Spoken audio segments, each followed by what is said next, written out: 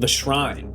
This Canadian horror opens with a missing persons investigation and evolves into one of the most underrated cult horror films of the 2010s. Directed by John Knotts, The Shrine follows a group of American journalists who travel to a remote village in Poland to investigate the disappearance of a tourist.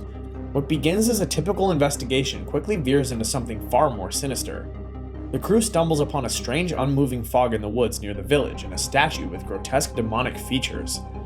The villagers are tight-lipped, deeply suspicious, and clearly hiding something. The deeper the crew digs, the more violent the locals become, and when they witness a brutal ritual sacrifice, it becomes clear this isn't just about cultural secrecy, it's about something ancient and malevolent. What makes the shrine unique is its language barrier. For most of the film, the villagers speak only Polish with no subtitles. This puts the audience in the same disoriented position as the protagonists, heightening tension and confusion. That lack of understanding becomes a core part of the horror. There's also a smart twist. What appears to be a demonic cult at first is eventually revealed to be a group fighting to contain a very real supernatural evil. It flips expectations and adds moral ambiguity that lingers after the credits roll. The final act is brutal, fast-paced, and steeped in practical gore effects, delivering a payoff that feels earned. The Seventh Day. Directed by Justin P. Lang, The Seventh Day combines the structure of a buddy cop story with a chilling dive into demonic horror. A seasoned exorcist teams up with a young priest to tackle a troubling case of possession. As they dig deeper, the true threat reveals itself, and things spiral far beyond a simple haunting. The film builds tension through tight dialogue, creeping dread, and strong performances. Guy Pearce brings grit and experience to the role of the jaded veteran, while Vadir Derbez plays the nervous newcomer with a believable mix of fear and doubt. Their dynamic drives the story forward as the lines between faith, trust, and danger start to blur. This isn't another recycled exorcism flick. Instead of leaning on cheap scares, it explores how evil can manipulate belief itself. Twists unfold gradually, pushing both characters to contort their own doubts and weaknesses. Although it didn't get much attention in mainstream theaters, The Seventh Day earned praise among horror fans for its darker themes and unexpected turns. It's the kind of slow-burn demonic thriller that rewards viewers who enjoy suspense, mystery, and stories that dig a little deeper into moral uncertainty. The Omen. Directed by Richard Donner, The Omen was released in 1976 and quickly solidified its place as a cornerstone of demonic horror. With its polished cinematography, unnerving musical score, and a screenplay dripping with apocalyptic tension, the film tapped into cultural fears of the supernatural and religious prophecy. The story revolves around Robert Thorne, an American diplomat who secretly adopts a child after his own is stillborn. That child, Damien, begins to display chilling behaviors as those around him meet bizarre, often gruesome fates. Rather than rely on overt shocks, The Omen leans heavily into atmosphere. Each death feels like it's been orchestrated by something far beyond human influence. The film's use of subtle foreshadowing, like Damien's fear of churches or the cryptic warnings of a crazed priest, slowly tighten the noose around the viewer's nerves. But what truly set the film apart was its treatment of religious themes. The suggestion that the Antichrist could be raised in plain sight, with the highest echelons of political power, was terrifying in a way that felt plausible. The idea that evil doesn't always arrive with flames and horns, but instead wears a suit and ties its shoes like everyone else, was part of what made Damien so chilling. Jerry Goldsmith's Oscar-winning scene, with its Latin choral arrangement, elevated the dread tenfold, transforming ordinary moments into scenes soaked in menace. Over time, The Omen became more than a horror film. It turned into a symbol of quiet, creeping apocalypse. To this day, it remains a key influence on films about the Antichrist and religious horror, and its legacy lives on through countless homages, sequels, and debates about fate versus free will. Stigmata. Directed by Rupert Wainwright, Stigmata arrived in 1999 and brought a slick modern edge to religious horror at the turn of the millennium. It tells the story of Frankie Page, a young hairdresser in Pittsburgh who begins experiencing violent, inexplicable wounds mirroring those of Christ, the stigmata. What makes it more unnerving is that Frankie isn't religious, and yet she's being physically marked by a power she doesn't believe in. The film leans heavily into Vatican conspiracy, mysticism, and the lines blurred between divine intervention and possession. As the church investigates, a deeper layer unfolds, revealing that Frankie may be channeling lost scripture, writings that threaten the authority of organized religion. This angle adds a psychological and political twist to what would otherwise be a straight supernatural thriller. Visually, Stigmata blends surrealism and body horror. Scenes of Frankie levitating or bleeding spontaneously in public feel uncomfortably raw. Combined with a pounding soundtrack by Billy Corgan and some saturated, almost dreamlike cinematography, the film pushes a distinct late 90s aesthetic that feels aggressive and confrontational. Though it received mixed reviews at the time, Stigmata found a loyal cult following thanks to its bold exploration of forbidden texts, spiritual identity, and the idea that divine truth might not come from the pulpit, but from chaos itself. Red State. Written and directed by Kevin Smith, Red State took audiences by surprise in 2011 with its sharp turn into cult territory. Known more for his comedies, Smith crafted a gritty, unpredictable horror thriller that opens like a teen slasher and rapidly spirals into a disturbing tale of religious extremism and state violence. The plot begins with three teenage boys lured online only to find themselves captured by the Five Points Trinity Church, a radical religious sect loosely inspired by real-life groups like the Westboro Baptist Church. What follows isn't demonic possession or supernatural fear, it's the horror of unrelenting ideology and militarized response. The film's pacing is erratic by design. It shifts from horror to siege thriller in minutes, introducing John Goodman as an ATF agent caught in the middle of a deadly standoff. This tonal shift adds to the unease, blurring the line between hero and villain, justice and vengeance. What Red State does best is confront viewers with horror rooted in real-world fanaticism. There are no monsters in the dark, only people with microphones and guns, convinced that their righteousness makes them untouchable. It's that realism, more than any gore or ghost, that gives the film its staying power in the cult horror space. Kill List. Directed by Ben Wheatley, Kill List starts out like a domestic drama and slowly descends into one of the most enigmatic and unsettling cult horrors of the 2010s. Released in 2011, it tells the story of Jay, a former soldier-turned-hitman who's pulled back into contract work alongside his friend Gal after a mysterious client offers them a lucrative job. What begins as a straightforward series of assassinations turns into a surreal nightmare. Each target on the list seems increasingly strange, and the third act dives headfirst into cult territory with a shocking pagan ritual that leaves audiences scrambling for meaning. What makes Kill List stand out is its structure. It doesn't telegraph its horror early on. Instead, it builds tension through eerie silence, odd character behavior, and sudden brutal violence. The tonal shift is jarring on purpose, and by the time the cult elements are introduced, they hit with full force. The ending remains one of the most debated in modern horror. Symbolism, ambiguity, and psychological collapse all converge in the final scenes, with no clean explanation offered. It's that refusal to spoon-feed the viewer that earned Kill List its reputation as a modern cult classic. Last Shift. Directed by Anthony DeBlasi, Last Shift is a stripped-down horror experience rooted in atmosphere, tension, and psychological decay. Released in 2014, the film confines its entire narrative to a single location, a decommissioned police station awaiting final cleanup. Rookie Officer Jessica Lauren is assigned to guard the premises during its last night in operation, tasked with simply waiting for a hazmat team to retrieve some leftover evidence. But the longer she stays, the more the station begins to unravel around her. Unexplained noises, moving shadows, sudden disturbing visions. What starts as mild discomfort turns into full-blown terror as Jessica becomes aware of the building's sinister past. Years prior, a cult was arrested and held in the station, only to orchestrate a gruesome mass suicide while in custody. Their legacy lingers, and as the hours stretch on, Jessica finds herself pulled into a disturbing cycle of hallucinations, possession, and ghostly encounters that test her grip on reality. The film avoids gore in favor of dread. It leans into dim lighting, eerie silence, and tight camera angles that heighten the sense of claustrophobia. There are no elaborate effects, no sprawling plot threads, just a focused descent into madness.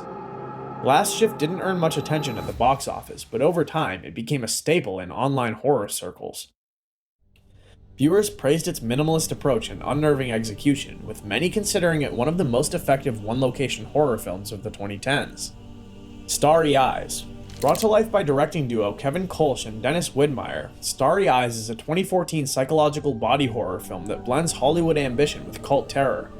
The story centers around Sarah, a struggling actress in Los Angeles who believes she's landed the role of a lifetime. But the audition process quickly turns into something darker, forcing her to make horrifying sacrifices for fame. As Sarah descends deeper into the web spun by a mysterious production company, her physical and mental state begin to unravel.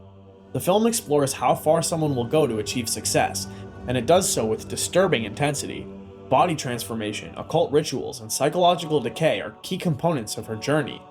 What makes Starry Eyes effective is how grounded it starts. It plays like a gritty drama about the hardships of pursuing a dream, then slowly mutates into full-blown horror. The transition is unsettling and purposeful, reflecting the industry's metaphorical and literal devouring of its talent. The film gained critical acclaim in the indie horror circuit and is now frequently recommended among fans of dark, character-driven horror with a cynical edge. It's especially noted for its lead performance and gruesome practical effects. Christy. Directed by Ollie Blackburn, Christy is a razor-sharp survival horror film that unfolds over one chilling night on a deserted college campus. The story follows Justine, a student who remains on campus during Thanksgiving break while everyone else heads home. The emptiness of the campus is unsettling on its own, but that silence is quickly shattered when she becomes the focus of a violent cult-like group.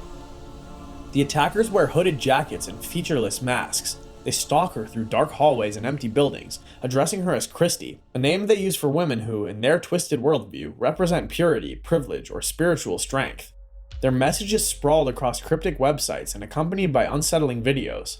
For them, this is not a personal attack, it's a symbolic purge, one they document and broadcast to an unseen audience. The horror here doesn't come from anything supernatural. There are no ghosts, no demons, no cursed objects. Instead, the fear is born from how real it all feels. The killers are human. They use phones to coordinate, cameras to record, and digital tools to spread their ideology. That cold precision strips away any distance the viewer might feel. It becomes disturbingly close to possible. Throughout the night, Justine is forced to adapt. She learns the layout of the campus, she finds weapons, she stops running.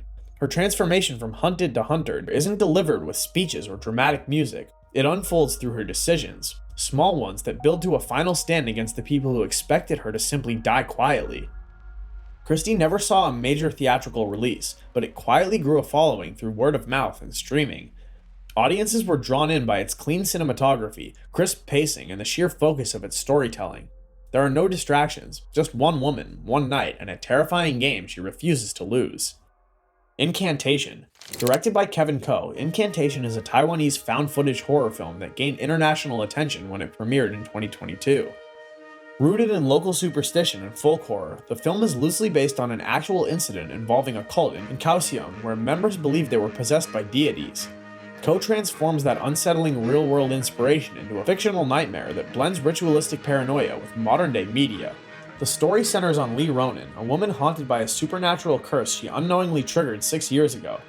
After breaking a religious taboo during a visit to a remote village, she returns home with a burden that refuses to let go, one that begins to affect her young daughter, Dodo. As she tries to document her struggle and search for a cure, the footage itself becomes a cursed artifact, pulling in anyone who watches.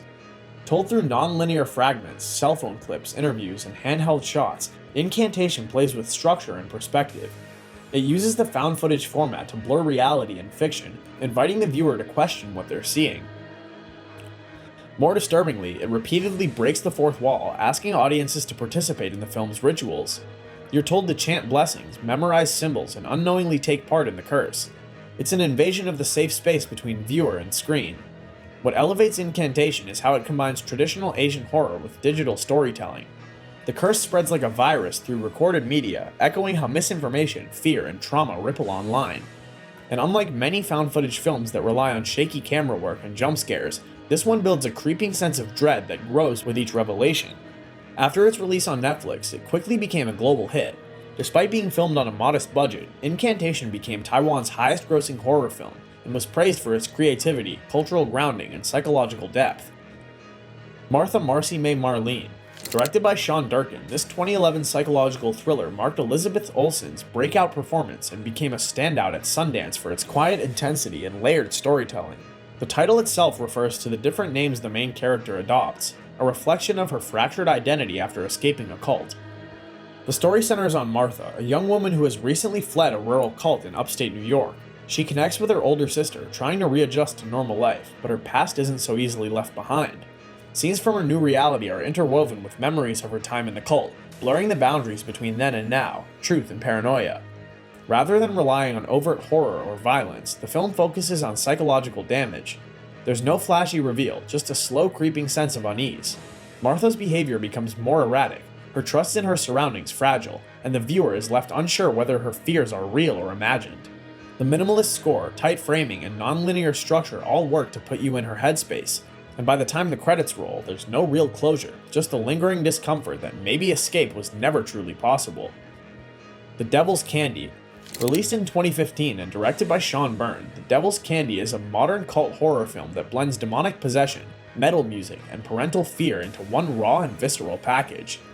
Set in rural Texas, the story follows Jesse, a struggling painter and father, who moves into a remote house with his wife and daughter. The home is isolated and affordable, but it comes with a deeply disturbing history, one the family isn't fully aware of until things start to unravel. Jesse begins to paint obsessively, creating haunting, violent imagery that he cannot explain. At the same time, a mentally unstable man named Ray, who once lived in the house, is drawn back by sinister voices that urge him to commit murder. Ray's connection to the property and to the evil lurking behind it becomes increasingly apparent as his path starts to intersect dangerously with Jesse's family. Unlike many horror films that rely on jump scares or loud sound design, The Devil's Candy finds its strength in slow burn tension and atmosphere. The relationship between Jesse and his daughter is the emotional heart of the movie. Their bond adds real stakes to the horror, making the danger feel personal. Jesse's transformation from laid-back dad to a man consumed by darkness is both tragic and terrifying. The film's use of heavy metal music is woven into the narrative. Jesse finds comfort in the music, but it also mirrors the chaos building inside him. The soundtrack becomes a character in its own right, heightening the psychological unrest of the story. Shot with rich, warm tones and drenched in symbolic visuals, The Devil's Candy explores themes of artistic obsession, spiritual corruption, and the lengths a father will go to protect what he loves. Though it had a limited theatrical release, the film gained a devoted following in horror circles for its emotional storytelling and visually distinct style. That's the end of part 2 in our cult horror series. A few of these films really flew under the radar, so if you've been looking for something different to watch, you've got a solid list now. If you're not sure where to start, try Incantation or Kill List. Both do a great job building tension without giving too much away too soon. Hit the like button if you enjoyed this, leave a comment with your favorite from the list, and make sure you're subscribed so you don't miss whatever we're coming next. See you soon.